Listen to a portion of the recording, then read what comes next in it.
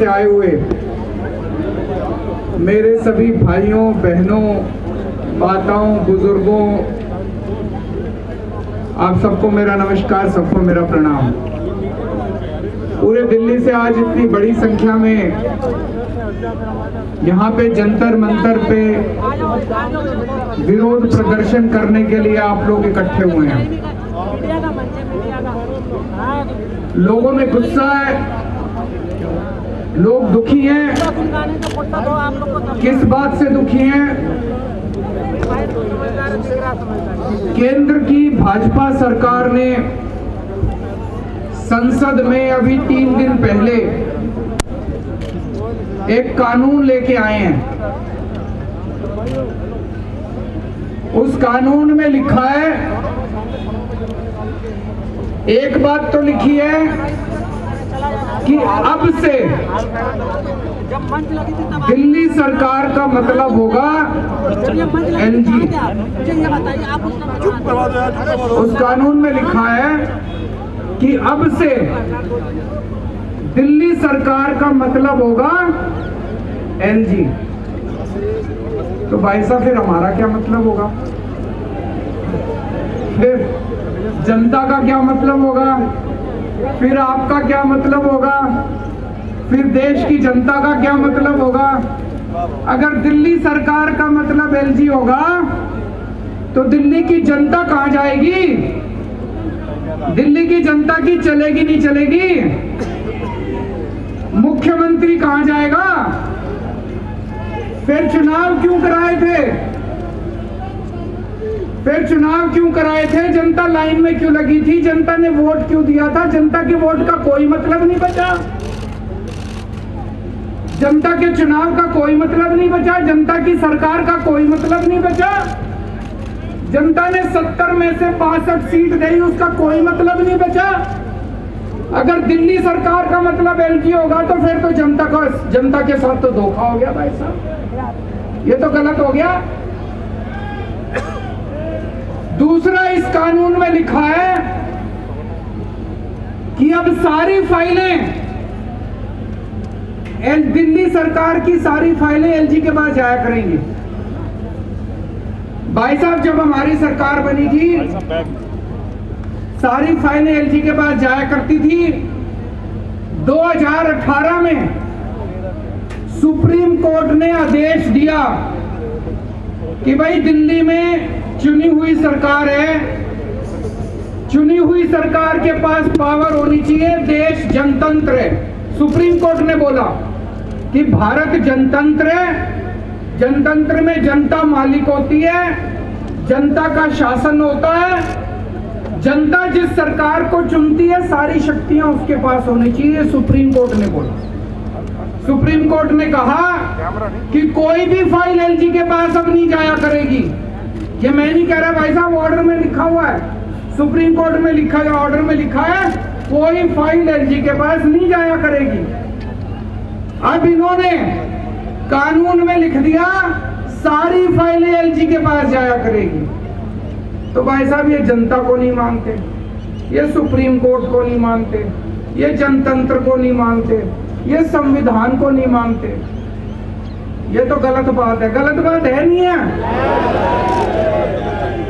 ये तो धोखा हो गया अपने साथ। 2015 में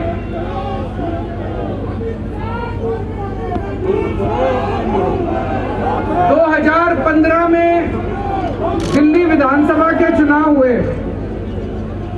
जनता ने आम आदमी पार्टी को 70 में से 67 सीट दी। फिर 2020 में चुनाव हुए, जनता ने 70 में से 62 सीट दी। फिर अभी उपचुनाव हुए एमसीडी के, जनता ने एमसीडी के उपचुनाव में बीजेपी को 0 सीट दी। तो भाई साहब, दिल्ली की जनता साफ साफ यही तो कह रही है कि हमको बीजेपी नहीं चाहिए, हमको आम आदमी पार्टी चाहिए। कह रही है नहीं कह रही है कि हमको बीजेपी नहीं चाहिए, हमको आम आदमी पार्टी चाहिए। लेकिन भाई साहब, ये चोरी छिपे, ये बदमाशी करके दिल्ली के ऊपर राज करना चाहते हैं। वो कहते हैं ना, एक छोटा बच्चा मैच खेल रहा था, क्रिकेट मैच हार गया, तो उसके बाद क्रिकेट का बल्ला और बॉल लेके दोनों लेके भाग गया। ऐसे ही ये एक के बाद एक चुनाव हारते जा रहे हैं, लेकिन ये इस तरह से बदमाशी करके दिल्ली के ऊपर राज करना चाहते हैं, जनता का राज खत्म करना चाहते हैं। ये इनका एक तरह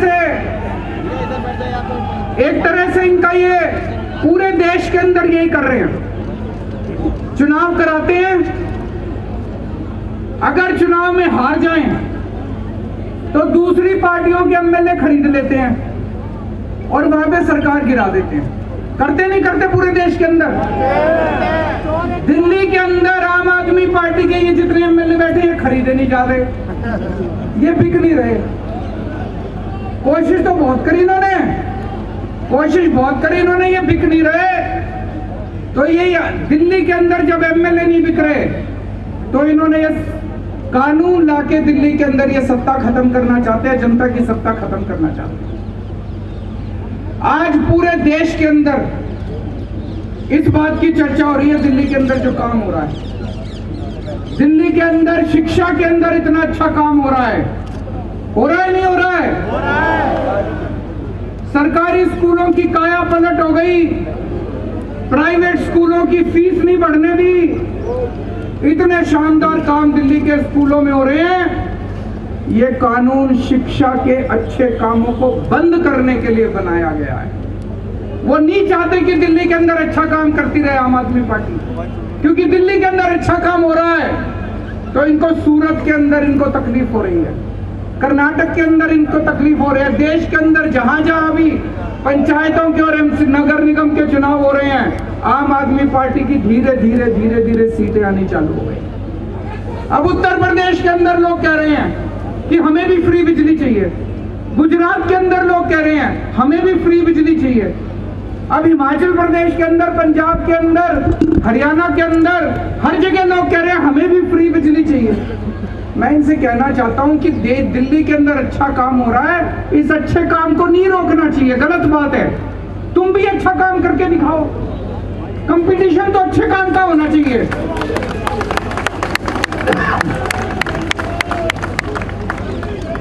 अब तुम गुजरात में बिजली फ्री कर दो, देखो हमारी एक भी सीट नहीं आएगी सूरत में, काम तो तुम करोगे नहीं, और दिल्ली में जो अच्छे काम हो रहे हैं उसको भी रोकोगे।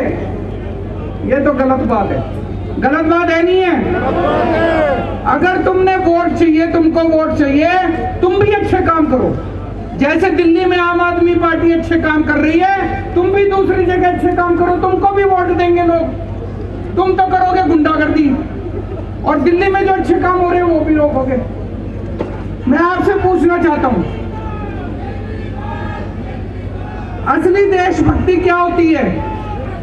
असली देशभक्ति है कि अगर देश के किसी भी कोने में कोई अच्छा काम कर रहा हो, चाहे कोई कर रहा हो, चाहे पक्ष कर रहा हो, विपक्ष कर रहा हो, कोई अच्छा काम कर रहा हो, अगर मैं सच्चा देशभक्त हूं तो मैं उसका साथ दूंगा नहीं दूंगा। और अगर मैं गद्दार हूं तो उसका काम रोकूंगा मैं। अगर मैं भारत का दुश्मन हूं तो उसका काम रोकूंगा मैं, अच्छे काम को रोकूंगा मैं।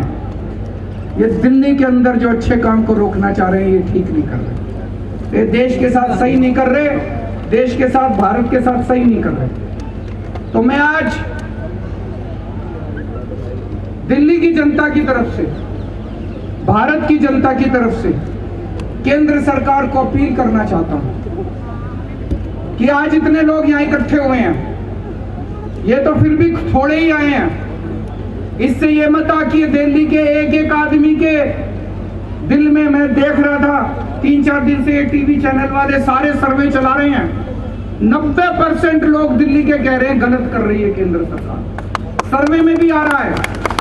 मैंने देखा कुछ पत्रकार सड़क के ऊपर अपना कैमरा लेके घूम रहे थे, सबसे पूछ रहे थे हाँ भाई दिल्ली सरकार किसको चलानी चाहिए, केजरीवाल को चलानी चाहिए कि केंद्र सरकार को? 90% लोग कह रहे थे कि केजरीवाल को चलानी चाहिए, हमने उसको चुना।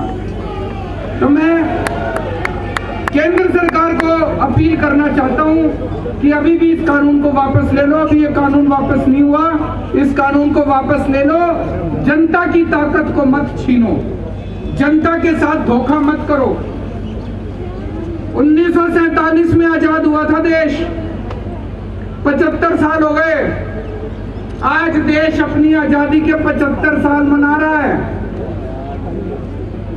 इस 75 साल में तुम यही करोगे, इस 75 साल में यही तोहफा दोगे देश को। भगत सिंह फांसी पे क्यों चढ़ा थे? चंद्रशेखर आजाद, भगत सिंह, राजगुरु, अशफाक उल्लाह खान, सुभाष चंद्र बोस, बाबा साहब अंबेडकर, उन लोगों ने क्यों कुर्बानी दी थी? उन लोगों ने कुर्बानी दी थी, अंग्रेज जाएंगे, भारत में जनतंत्र होगा, जनता सरकार चुनेगी, वो सरकार जनता के लिए काम करेगी। उन्होंने ये थोड़ी सोचा था आजादी के 75 साल के बाद एक ऐसी सरकार आएगी कि जनता के सारे अधिकार छीन लेगी। तो मैं केंद्र सरकार से अपील करना चाहता हूं कि आजादी के 75 साल के अंदर इस किस्म के काली हरकत मत करो, इस किस्म की गंदी हरकत मत करो, देश के साथ इस किस्म का धोखा मत करो। और मैं दिल्ली की जनता को भरोसा देना चाहता हूं, चिंता मत करना, ये जो मर्जी हमारी शक्तियां छीन ले, ये जो मर्जी कर ले। आपको याद है जब सुप्रीम कोर्ट का आदेश नहीं आया था, सारी फाइलें एलजी के पास जाया करती थी। हम आपके लिए सीसीटीवी कैमरे लगाना चाहते थे पूरी दिल्ली में। एलजी साहब ने 1 साल तक फाइल रोके रखी सीसीटीवी की, 1 साल तक, 1 साल तक सीसीटीवी की फाइल रोके रखी। फिर मैं, मनीष सिसोदिया जी, गोपाल राय जी और सत्येंद्र जैन, हमने एलजी साहब के घर के अंदर जाके धरना कर दिया और आपकी फाइल पास करा के लाए थे। तो दोस्तों, अपने सामने अब 2 काम है, दिल्ली की जनता के सामने 2 काम है। एक, हम ये संघर्ष करते रहेंगे कि जिसके लिए हमारे आजादी के दीवाने लड़े थे, उन्होंने कुर्बानियां दी थी कि सत्ता जनता के हाथ में होनी चाहिए, ये सत्ता वापस जनता के हाथ में लेके रहेंगे। और दूसरा, कोई भी काम नहीं रुकने देंगे, जितने दिल्ली के विकास के काम हैं, सारे विकास के काम होंगे। इसके लिए चाहे मेरे को इनको पैर पकड़ने पड़े और चाहे इनको हाथ पकड़ के थोड़ा सा